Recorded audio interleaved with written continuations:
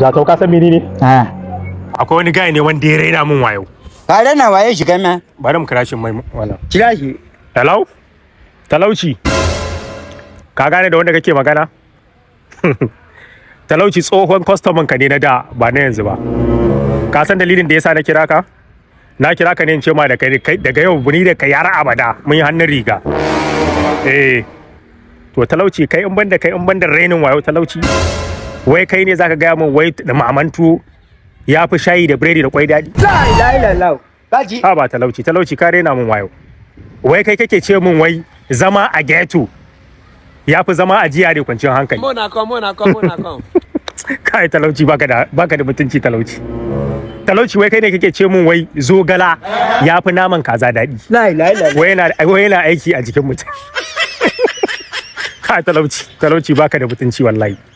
Talauci wai kai kake ce min wai da in shiga mota mai AC gara na yi tafiya a ƙasa wai tafiya a ƙasa motsa jiki ne wai yana ƙara lafiya. Ha ba talauci. Kai talauci rainin wayan naka yawa sai an jima kaka ƙara nema na waya wallahi. Amma ka san gidansu? Ka san gidansu? Na sai da girma na zama lafiya da ne kawai. Duk wanda yana sai ana kawo nan jin daɗi ba ko ba mun na dan shege talauci. Ka shiga rijiya ka kame shege mu dana da kuturu da zan je kuturun uban nan kai.